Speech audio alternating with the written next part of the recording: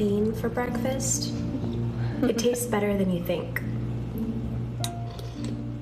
She makes Cocoa Puffs out of chickpeas. Fans call her the Bob Ross of cooking. Halle Burns skyrocketed to fame with her soothing plant-based videos on social media.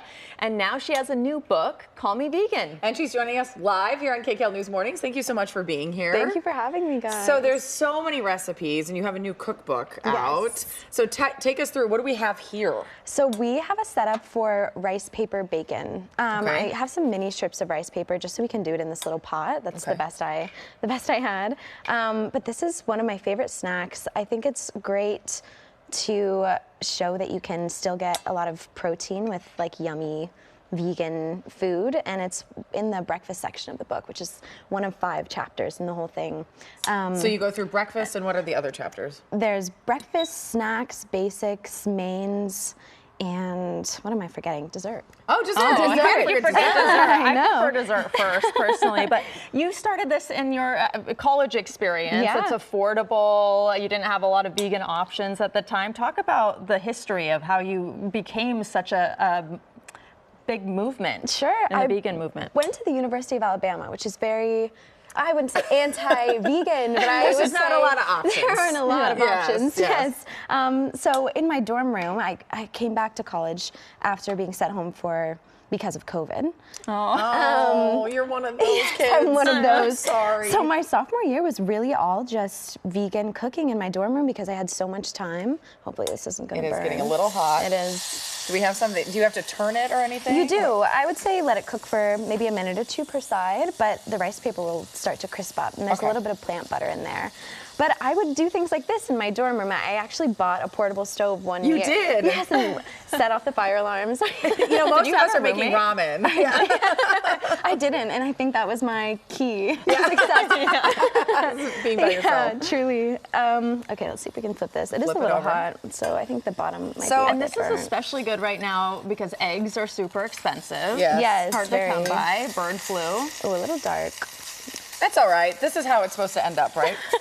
Yes, which is great. This is a little bit chewy. I would say when I brought it here, it was a bit crisper, but I would. That's okay. I'll try one of these. Yeah, for sure. Yeah, so what are your go-to ingredients?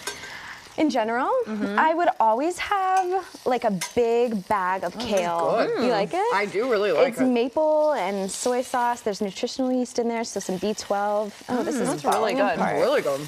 Okay. You know, my stepson can't eat pork. He's allergic to pork, so this is also a great alternative for people who don't eat real bacon. Totally, and rice paper is gluten-free as well, so it's a little bit nicer for you know, all the gluten allergens. intolerance. Yeah, but college was amazing for recipe testing, but I actually started online on TikTok. Yeah. So it was at home. It was COVID. Yes. COVID was really and the now claim this has to fame. exploded. But that's so people. You recommend certain ingredients that people have. Just Yes, kind of I'm sorry. Bags of kale. Bags Use of that kale. everywhere. I would put it in a smoothie. I would toss it in something like this that you can kind of hide. I have like a tofu noodle recipe, which I think is really great. It kind of masks the plant-based protein by blending it into a dough. So you're eating a noodle, but you don't know that you're eating a plant-based protein.